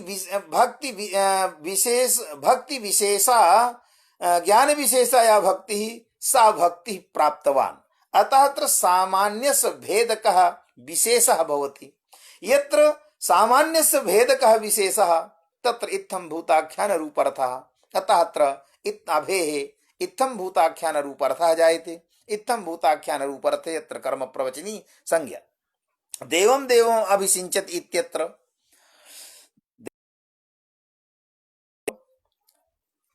वीप्सा रूपे अर्थे अभिवर्तते वीप्सा विषय यद व्याख्यानं भवितुमर्हति यद रहस्यं वर्तते दीक्षितानां यद रहस्यं वर्तते दीक्षितस्य तद रहस्यं मया पूर्व सूत्र व्याख्याने उद्घाटितम् अतः अत्र एवमेव स्वीकुर्वन्तु यदि अभेः अभि वीप्सा रूपे अर्थे विद्यते व्यापकता रूपे अर्थे विद्यते अतः व्यापकता रूपे अर्थे विद्यमानस्य अभेः कर्म प्रवचनीय संज्ञा अथ च द्वितीया कर्म प्रवचनीय संज्ञायाः यद् फलं भवति यद् प्रकृते सत्व प्रतियोगिका अभावः तत्सत्व प्रतियोगिको अभावोऽपि यत्र दृश्यते अभिषिञ्चति इत्यत्र सिञ्चति इत्यत्र यः सकारः तस्य सकार समूर्धन्यादेशः अभिशुनो उपसर्गात् सुनोति सुवति इत्यादि सूत्रेण नैव जायते अत्र पुनः पदच्छेदं करोति यद् अभागीति किम् अर्थात् भाग अर्थे कर्म प्रवचनी संज्ञा अभे कथन न भवति यदि भाग अर्थेपि स्वस्वामी भाव रूप संबंध विशेषार्थ बोधकेपि यदि अभेः कर्म प्रवचनीय संज्ञा स्यात् तदा मम अभिस्यात् तद्दीयताम् अत्रापि मम इत्यत्र मदर्थस्यापि कर्म प्रवचनी अस्मदर्थस्यापि अस्मदार्थ रूप बोधक मम बोधकस्य प्रातिपदिकस्यापि कर्म प्रवचनी संज्ञा सति माम इति स्यात् मम इति न स्यात् तो मम अभि स्यात् तद्दीयताम् इत्यनेन तात्पर्यं किमस्ति अर्थात् मदीयः यः अंशः सः अंशः दीयताम् यः मदीयः अंशः सः अंशः मह्यं दीयताम् तो अंशे पूर्वं किमासीत् अन्यस्य स्वत्वमासीत् यदा सः दानं कृतं यदा सः ददाति तदा यह ददाति तन्निरूपित स्वत्वस्य निवृत्तिः यश्च गृह्णाति तन्निरूपित स्वत्वस्य उत्पत्तिः एवं रीत्या यद्यपि अत्र स्वस्वामी भावः विभजन क्रिया निरूपितः अत्र स्वस्वामी भाव रूपः यह क्रिया यह संबंध विशेषः तस्य संबंधस्य यद्यपि अत्र उपपत्तिः अतः अत्र किन्तु अत्र भागे एव अर्थे विद्यते न तु अभागे अतः अत्र नास्ति कर्म प्रवचनी संज्ञा एवं रीत्या द्वितीया न भवति। अग्रिमं सूत्रमस्ति अधिपरि अनर्थकौ। अधिपरि अनर्थकौ तत्र पूर्वं न विद्यते अर्थः यस्य सः अनर्थकः, न विद्यते अर्थः यस्य सः अनर्थकः अथवा अविद्यमानः अर्थः यस्य सः अनर्थकः इत्यत्र किम् अविद्यमानः अर्थः यस्य सः अनर्थकः किं त्रैकालिक संसर्गावच्छिन्न प्रतियोगिता का अभावः स्वीकरणीयः अर्थात यस्य कदापि अर्थः न विद्यते सर्वथा अर्थत्व प्रतियोगिता अभावः यथा ससृंग स्थले ससृंगन्नास्ति इत्यत्र त्रैकालिक संसर्गावच्छिन्न प्रतियोगिता अभावः अभावस्य बोधः भवति। त्रैकालिक संसर्गावच्छिन्न प्रतियोगिता का अभावः बोध्यते ससृंगन्नास्ति इत्यत्र स्थले किं तदवत् अविद्यमानः अर्थः यस्य सः अनर्थकः इत्यत्र अर्थस्य त्रैकालिक संसर्गावच्छिन्न प्रतियोगिता का अभावः विद्यते। यदि अनर्थक इति पदस्य अर्थः स्वीक्रियते यद अविद्यमानः अर्थः यस्य सः अनर्थकः अर्थात् त्रैकालिक संसर्गावच्छिन्न प्रतियोगिता का अभावः तदा अधिपरै अनर्थकौ इति सूत्रस्य वैयर्थ्यापत्तिरेव। यतोहि इदं सूत्रं न कस्यापि प्रातिपदिकस्य द्वितीया प्रकृतित्वलाभाय विद्यते किन्तु इदं सूत्रं उपसर्ग संज्ञां प्रबाध्य कर्म प्रवचनीय संज्ञां विधाय गतिर्गतौ इत्यादि सूत्रेण यथा यथा स्थले निघातः स्यात् एतदर्थमेव इदं सूत्रम् मात्र कर्म प्रवचनीय संज्ञा वाधनाय एव इदं सूत्रम्। तो यदि कर्म प्रवचनीय संज्ञा अर्थात मात्र उपसर्ग संज्ञा वाधनाय एव इदं सूत्रम्, तो यदि मात्र उपसर्ग संज्ञा वाधनाय एव इदं सूत्रम् अर्थात अस्य सूत्रस्य प्रयोजनमस्ति उपसर्ग संज्ञायाः बाधा, तो प्राप्तौ सत्यां उत्सर्गापवादयोः समान विषयकत्व नियमः। उत्सर्ग अत्र उत्सर्गः अस्ति उपसर्ग संज्ञा, अपवादः अस्ति कर्म प्रवचनीय संज्ञा। उत्सर्गापवाद यदि समान विषयकत्व न भविष्यति चेत् बाध्य बाधक भावस्यैव अनर्थक्यं बाध्य बाधक भावः कदापि न भवितुमर्हति। उपसर्ग संज्ञा कुत्र भवति उपसर्गः क्रिया योगे इत्यनेन सूत्रेण यदि युक्ताः प्रादयः तं प्रत्योगति उपसर्ग संज्ञा। पुनः मया उच्यते यदि युक्तः संबंधस्य एक पदार्थ प्रतियोगिकः अपर पदार्थानुयोगिकः एव भवति। यदि अधेः सर्वथा अनर्थकः त्रैकालिक संसर्गावच्छिन्न प्रतियोगिता अभावः विद्यते अर्थस्य तदा कदापि उपसर्ग संज्ञायाः प्राप्तिरेव न भविष्यति। उपसर्ग संज्ञायाः प्राप्तेर अभावे तां संज्ञां प्रबाध्य कर्म प्रवचनी संज्ञायाः विधानस्य वैयर्थ्यापत्तिरेव स्यात्। एवं रीत्या अनर्थकौ इति पदस्य अविद्यमानः अर्थः यस्य सः अनर्थकः तौ अनर्थकौ अविद्यमानत्वेन न त्रैकालिक संसर्गावच्छिन्न प्रतियोगिता का अभावः स्वीकरणीयः किन्तु कश्चन विलक्षणः एव अत्र नयर्थः विद्यते। स च कः तत् भवन्तः चिन्तयन्तु यद् अनुभवति इत्यत्र परिभवति इत्यत्र प्रकाशते इत्यत्र च।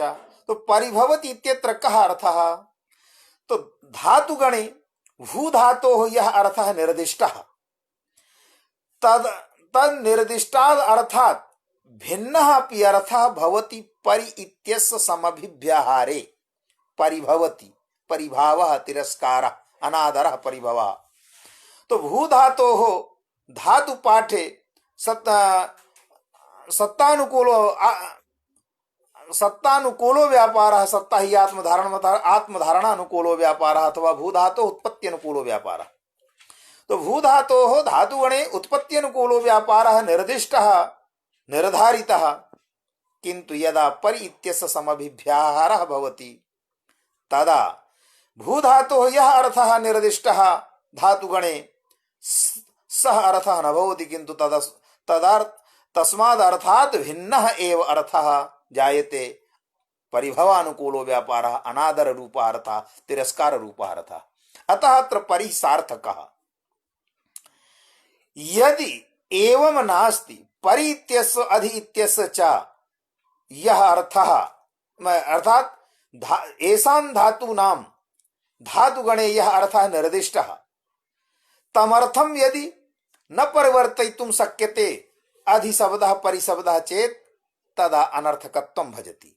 इदमेव तात्पर्यम् अनर्थकस्य, न हि त्रैकालिक संसर्गावच्छिन्न प्रतियोगिता अभावः अनर्थक पदेन ग्राह्यः। अर्थस्य सर्वथा त्रैकालिकः अभावः नैव स्वीकार्यः। एवं रीत्या यथा पर्यागच्छति गम धातोः धातुगणे गम धातोः कः अर्थः निर्धारितः उत्तरदेश संयोगानुगम ऋगतौ, अर्थात उत्तरदेश संयोगानुकूलो व्यापारः। किन्तु गतेः उत्तरदेश संयोगानुकूल व्यापारार्थकेन गम धातुना सह संबंधेपि धात्वर्थे परिवर्तनं नैव जायते। परेः संसर्गात् पूर्वं गम धातोः यः अर्थः धातुगणे निर्धारितः सः एव अर्थः भवति परेः संसर्गानन्तरमपि। अध्यागच्छति इत्यत्र गम धातोः यः धातुगणे अर्थः निर्धारितः सः अधि इत्यत्र संसर्गात् पूर्वम् अधेः इत्यस्य यः अर्थः भवति सः एव अर्थः अधि इति समभिव्याहारेपि। यतः धातुगणे निर्दिष्टः यः अर्थः तदर्थे न किमपि परिवर्तनं भवति, अतएव अनर्थकत्व व्यवहारः, न तु सर्वथा अनर्थकः। अर्थात सर्वथा अर्थः नास्ति एवं नास्ति। इदमेव तात्पर्यम् अनर्थकत्वस्य। अत्र प्रकृते अनर्थकत्वस्य तात्पर्यम् इदमेव। यद्यपि व्याकरणे चतुर्विधः अनर्थकः भवति, अनर्थकत्वं चातुर्विध्यं भजति। यथा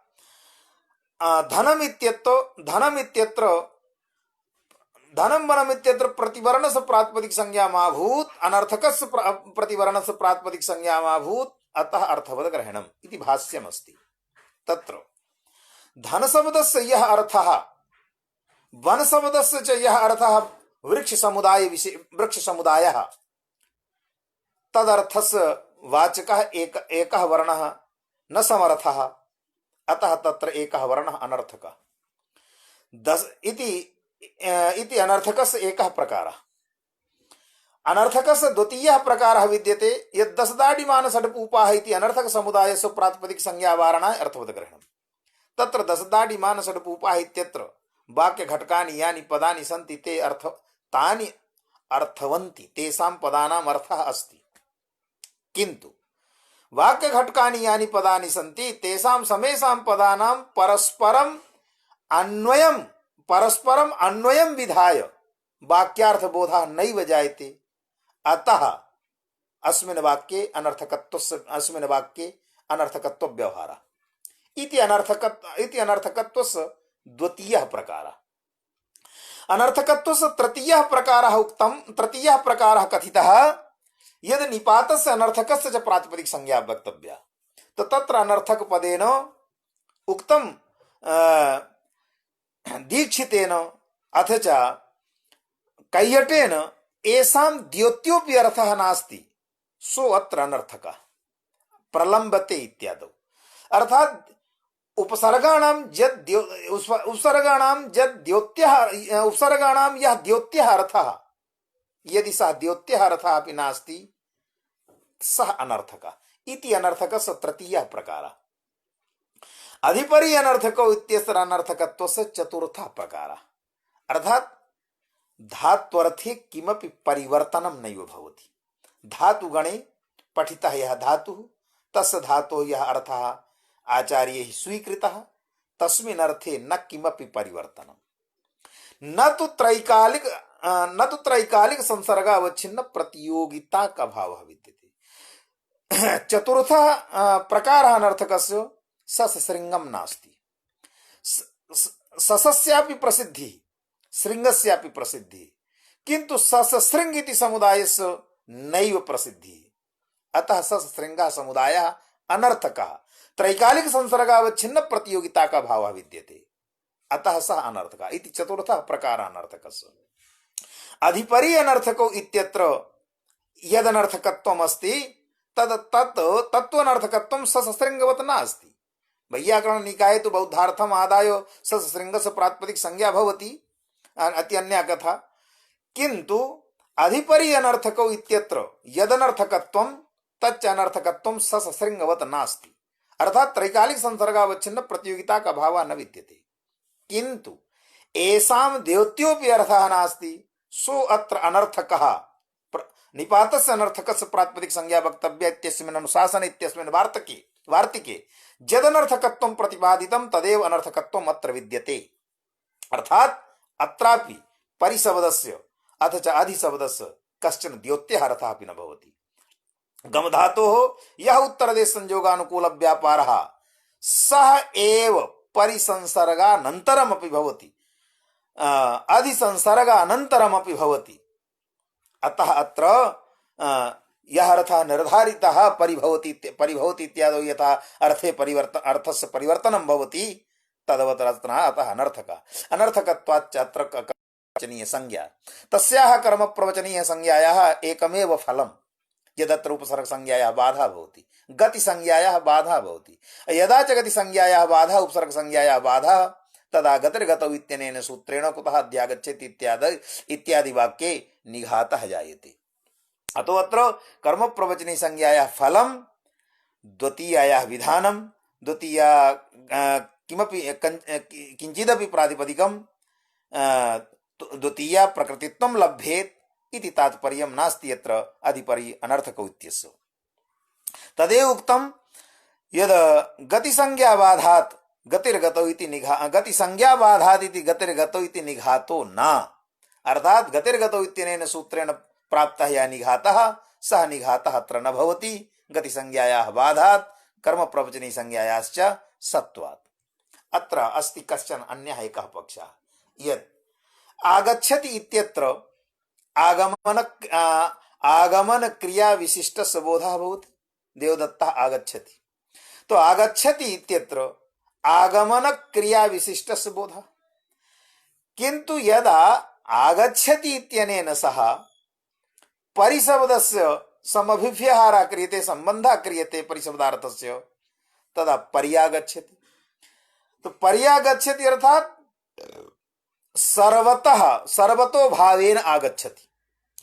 एवमेव अध्यागच्छति आगमनस्य उपरि अधि अर्थात उपरि विद्यते। तो उपरि रूप अर्थस्य अर्थात अधिशब्दस्य यद अधिकरणं परिशब्दस्य यः सर्वतः भावेन प्रतीतिः सर्वतो भावः अर्थः तदर्थस्य प्रतीतिः तु जायते। कथम अत्र अनर्थकत्वं स्वीक्रियते? अनर्थकत्वं च मत्वा कथं कर्म प्रवचनीय संज्ञा प्रतिपाद्यते? तदा उक्तं केनचिदाचार्येण यत् परितः परि इत्युपसर्गस्य परितः यः सर्वतो भावः अर्थः तदर्थस्य प्रतीतिः प्रकरणादेव भविष्यति। एवमेव अधिरूपस्य अधिशब्दस्य यः अधिकरणरूपः अर्थः तदर्थस्य प्रतीतिः तु प्रकरणादेव भविष्यति। यदा कश्चनपि अर्थः नैव संभवति तदा एव उदाहरणं तदानीन्तन काले एव इमानि उदाहरणानि भविष्यन्ति इति मत्वैव सूत्रकारेण इदं सूत्रम् इदम् अनुशासनं रचितम् इति। अग्रिमं सूत्रमस्ति यद् सुः पूजायाम् सुः पूजायाम् इत्यत्रापि पूजा अर्थे सु इत्यस्य कर्म प्रवचनीय संज्ञा। एकः सिद्धान्तः न कदापि विस्मरणीयः न कदापि विस्मर्तव्यः यद् कर्म प्रवचनीय इत्यस्य स्वभावः कः अस्ति यद् क्रिया निरूपितः यः संबंध विशेषः सः संबंध विशेषः यदा जनितः भवति तदा एव कर्म प्रवचनीय संज्ञा। विचारयन्तु कुतः अध्यागच्छेत्यत्र का विशेषा क्रिया यत् क्रिया निरूपिता संबंध विशेषः जनितः इति विचारणीयः। सुपूजायाम् इति पूजा अर्थे यदा सुविद्यते तदा सु इत्यस्य कर्म प्रवचनीय संज्ञा। अत्र का विशेष क्रिया अत्र का क्रिया यद क्रिया निरूपितः संबंध विशेषः विद्यते एन संबंध विशेष कारणेन सु इत्यस्य कर्म प्रवचनीय संज्ञा। यदि न काचित् संबंध विशेषः न काचित् संबंध विशेषः न कश्चन संबंध विशेषः अत्र विद्यते न काचित् क्रिया अत्र विद्यते यद क्रिया निरूपित संबंध विशेषस्य यद क्रिया निरूपित संबंध विशेषः जनितः भवति तदा कर्म प्रवचनीय इति सूत्राक्षर विरोधः। यतोहि कर्म प्रवचनीय इति वाक्य इति सूत्रस्य एक पदात्मकस्य सूत्रस्य अक्षरेण इति वाक्येन यः अर्थः निष्पादितः सः साकल्येन सर्वैः इदं स्वीकृतं यद् क्रिया निरूपितः यः संबंध विशेषः सः संबंधः यदा द्योतितः भवति तदैव कर्म प्रवचनीय संज्ञा। आचार्य भर्तृहरि अपि उक्तवान् यद् क्रियायाः द्योतको नायं संबंधस्य न वाचकः नापि क्रियापदाक्षेपी संबंधस्य तु भेदकः। संबंधस्य तु भेदकः भेदकः भेदकं विशेषणम् अर्थात नाना संबंधेषु मध्ये यदा कश्चन संबंध विशेषस्य कस्यचित् संबंध विशेषस्य निर्धारणं भवति तदा एव कर्म प्रवचनीय संज्ञा। विचारणीयं सुसिक्तम् इत्यत्र कस्य संबंध विशेषस्य निर्धारणं कुतः अध्यागच्छति इत्यत्र कस्य संबंध विशेषस्य निर्धारणं एन संबंध विशेष निर्धारणेन अत्र कर्म प्रवचनीय संज्ञा कर्तव्या। तर्हि सुसुक्तम् इदानीम् आगतं तो सिक्तं सिंहबन्धने इति यक्तः सिक्त शब्दः पूजा अर्थे विद्यते। यतोहि पूजायाम् एव पूजा इत्यनेन किं तात्पर्यम् अर्थात पूजा स्तुतिः तो अतीव शोभना स्तुतिः अतीव शोभना सुसिक्तं सुस्तुतम् इति उक्तं तो सुसिक्तं भवता सुस्तुतं भवता तत्र भवता या स्तुतिः कृता सा स्तुतिः अतीव शोभना। अतः अत्र शोभन रूपार्थस्य बोधकः सुशब्दः। अथ च पूजा स्तुति रूपा या क्रिया पूजा रूपा या क्रिया तया क्रियया सह सुपदार्थस्य अभेद संबंधः। अतः अत्र क्रिया अतः संबंध यह अभेद संबंध विशेषः तद अभेद संबंधस्य विशेषस्य द्योतकः भवति सु। अतः सु इत्यस्य कर्म प्रवचनीय संज्ञा भवतु नाम तस्याः कर्म प्रवचनीय संज्ञायाः द्वितीयायाः अत्र फलं नास्ति। द्वितीया प्रकृतित्वलाभः स्यात् इति फलं नास्ति किन्तु कर्म प्रवचनीय संज्ञायाः फलं जातम् उपसर्ग संज्ञायाः बाधः। अतः उपसर्ग संज्ञायाः अभावे अत्र नैव सत्व प्रतियोगिकः अभावः एव जायते न तु सत्व प्रतियोगिकः भावः। एवमेव सुस्तुतम् इत्यत्रापि अत्र सुपदेन शोभना स्तुतिः भवता स्तुतिः शोभना तो भवता स्तुतिः शोभना। सौन्दर्यं कुत्र विवक्षितं सौन्दर्यं विवक्षितं स्तुतौ सौन्दर्यं विवक्षितं पूजायां सौन्दर्यं विवक्षितम्। अथ एवं रीत्या गुणवाचकाः ये शब्दाः भवन्ति तेषां तु अभेदेनैव अन्वयः धात्वर्थफले अभेदेनैव अन्वयः भवति। एवं रीत्या अत्र अभेद रूप संबंधस्य विशेषः अभेद रूप संबंध विशेषः अत्र ध्वनितः भवति। ध्वनितः ध्वनितः ध्वनितः अभेद रूप संबंध विशेषः एवं अतः अत्र कर्म प्रवचनीय संज्ञा। अतः उक्तम अनुसर्गत्वात् न सह, अर्थात अनुपसर्गत्वात् न सह, न सह न सह, तो सह इत्यत्र किं मूर्धन्यादेशः, अर्थात सत्व प्रतियोगिकः अभावः। तो सत्व प्रतियोगिकस्य अभावस्य कारणता कुत्र विद्यते, तो कारणता विद्यते अनुपसर्गत्वे, अर्थात अनुपसर्गत्व प्रतियोगिकः या अनुपसर्गत्व हेतुभूतः सत्व प्रतियोगिकः अभावः कुत्र स्तुतम् इत्यत्र। अत्र सत्वस्य भावः सत्वस्य प्राप्तिरासीत्, सत्वस्य भावः भवितव्यः केनचित् अनुशासनेन, उपसर्गात् शृणोति सुवति स्तुति इत्यादि अनुशासनेन, किन्तु सत्वस्य यद कारणं विद्यते, सत्वस्य यद सत्वभावस्य यद हेतुः विद्यते, तस्य हेतोः विखण्डनात् सत्व प्रतियोगिकः अभावः जातः। इदमेव तात्पर्यम् अनुपसर्गत्वात् न सह। पूजायां किं यदा सुशब्दः शोभने रूपे अर्थे न विद्यते किन्तु भिन्नः कश्चन अर्थः, तदा कर्म प्रवचनीय संज्ञायाः बाधा, उपसर्ग संज्ञायाः बाधा नैव भवति, कर्म प्रवचनीय संज्ञा भवति एव, उपसर्ग संज्ञायाः बाधा न भवति, अर्थात कर्म प्रवचनीय संज्ञा न भवति, उपसर्ग संज्ञा एव भवति, तदा मूर्धन्यादेशः सुसिक्तं किम् इति स्यात्।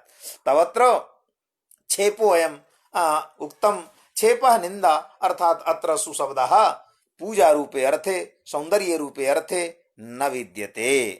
अग्रिमम् अनुशासनमस्ति अतिः अतिक्रमणे च। अतिः अतिपदस्य कर्म प्रवचनीय संज्ञा भवति कुत्र अतिक्रमणे। पूर्वम् अतिक्रमण पदार्थः निरूपणीयः। अतिक्रमणं किं भवति अतिक्रमणं, तत्र लिखितं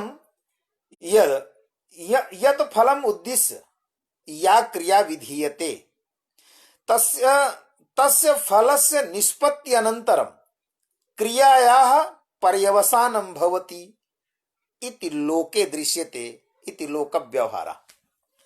यत् फलम् उद्दिश्य या क्रिया विधीयते तद फल निष्पत्ति अनन्तरं तस्याः क्रियायाः अवसानः भवति, तस्याः क्रियायाः विरामः भवति। यदि विरामः इति तु सिद्धः, यथा भविष्यत् धान्यं, यथा भविष्यत् धान्यम् उद्दिश्य अथवा स्वर्गम् उद्दिश्य यागः विधीयते, अथवा भविष्यत् धान्यम् उद्दिश्य भविष्य वपिः विधीयते, अथवा पाकम् अथवा भोजनम् उद्दिश्य पाकः विधीयते। तो भोजनम् उद्दिश्य पाकः विधीयते, तो यदा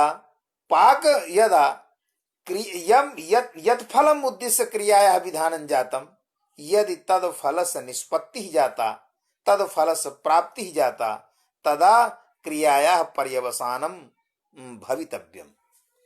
किन्तु यदि फल प्राप्ति अनन्तरमपि क्रियायाः पर्यवसानं नैव भवति चेत् तदा किं भवति अतिक्रमणम्। उक्तं काशिकायाम् उक्तं निष्पन्नेपि वस्तुनि क्रिया प्रवृत्तिः अतिक्रमणम् इति लक्षणम् उक्तम् अतिक्रमणस्य। काशिकायां निष्पन्नेपि वस्तुनि क्रिया प्रवृत्तिः अतिक्रमणम्, अर्थात निष्पन्नेपि वस्तुनि फल निष्पन्नेपि यदि क्रियायाः प्रवृत्तिः अर्थात क्रियायाः समाप्तिः न भवति चेत् एतेन किम् आयाति, यत् फल निष्पत्त्यनन्तरं क्रियायाः समाप्तिः कर्तव्या इति सिद्धान्तः। किन्तु क्रियायाः समाप्ति किन्तु फल निष्पत्त्यनन्तरमपि यदि क्रियायाः समाप्तिः न भवति चेत् तदा अतिक्रमण रूपः अर्थः। अस्य अतिक्रमण रूपस्य अर्थस्य द्योतकः अथवा वाचकः यदा अति भवति तदा अतेः, अति शब्दः यदा भवति तदा अतेः कर्म प्रवचनीय संज्ञा। चकारः अत्र विद्यते। बहुधा मया उक्तं यद् एषु केषु सूत्रेषु अपि एषु केषु अनुशासनेषु अपि चकारः पठितः वर्तते, तदा अवश्यमेव तस्य किञ्चित् फलं भवति। तच्च फलं बहुधा उक्तं, किन्तु प्रायः फलम् आगच्छति यदि चकारः अनुक्त समुच्चयार्थः अनुवर्त्यर्थञ्च। तो अत्र चकारः विद्यते अनुवर्त्यर्थम् अथवा अनुक्त समुच्चयार्थः। तो किम अत्र न उक्तं? तत्र पूजार्थः न उक्तः, अतः अत्र चकारेण पूजायाः अनुवर्त्यर्भवति अथवा पूजायाः समुच्चयः भवति।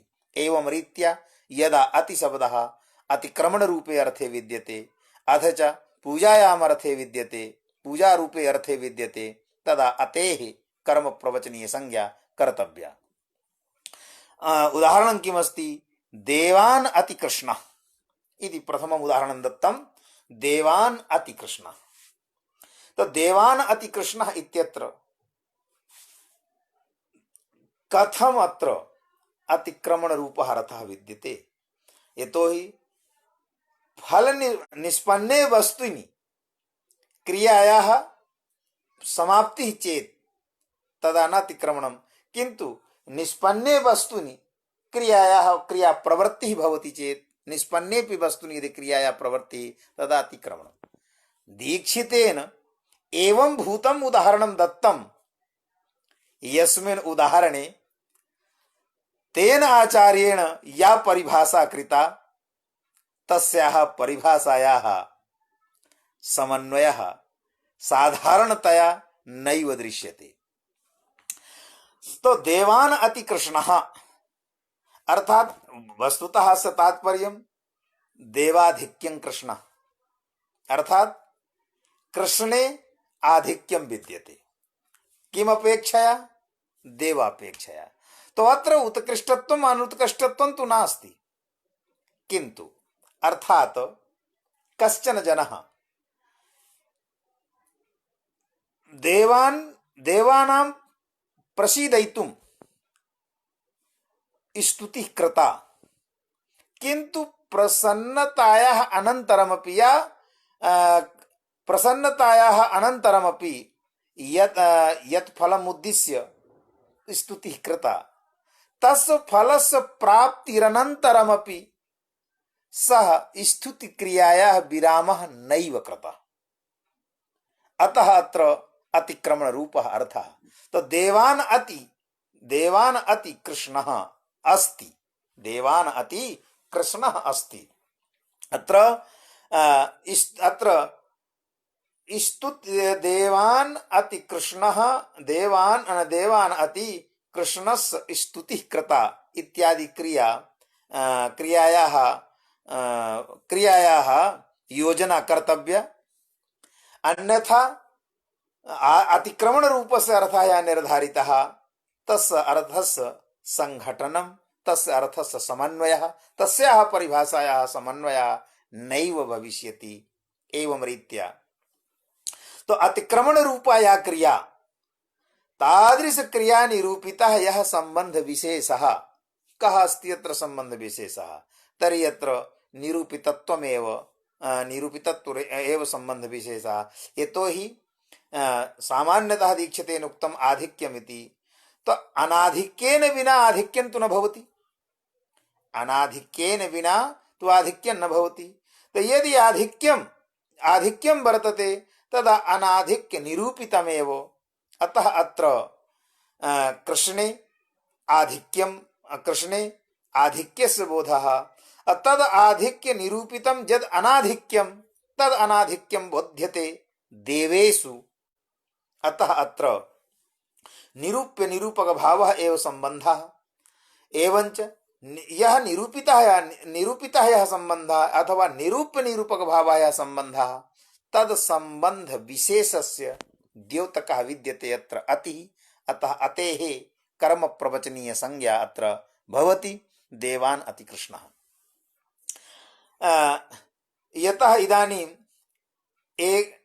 एकः विशिष्ट विद्वान् अस्मिन् पटले विद्यते अहम पश्यामि अम्बरीश महोदयाः, जानामि अहं ते महान्तः विद्वांसः सन्ति, अन्येपि बहवः आचार्याः सन्ति, ये सर्वेपि समेपि विद्वांसः, किन्तु इदानीं तान् अहं पश्यामि, अतः एकं वाक्यं कथयामि।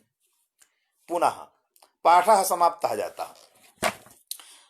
यद् शेखरे मंजूषायां च नागेश भट्टेन उक्तं यद् उपपद विभक्तीनां सम्बन्धः अर्थः, तो उपपद विभक्तीनां सम्बन्धः अर्थः स च सम्बन्धः कः, यदा सम्बन्धः द्विविधः भवति, एकः सम्बन्ध विशेषः, एकः सम्बन्ध सामान्यः।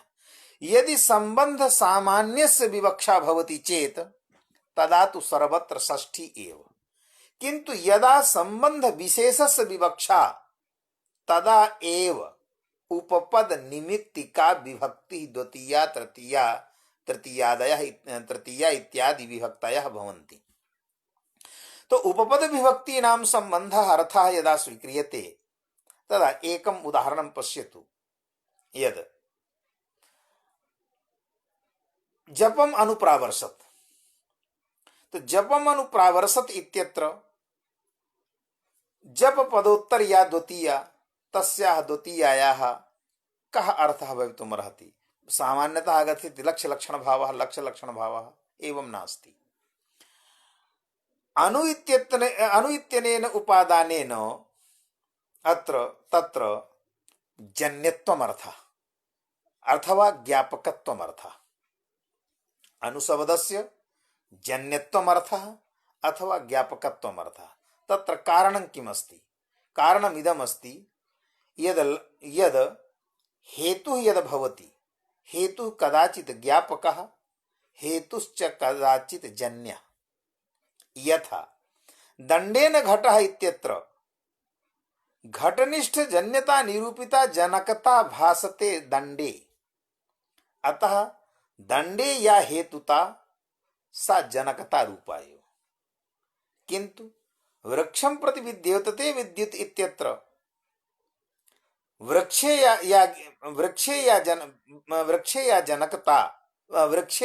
या ज्ञापकता सा जनकता रूपा नास्ति।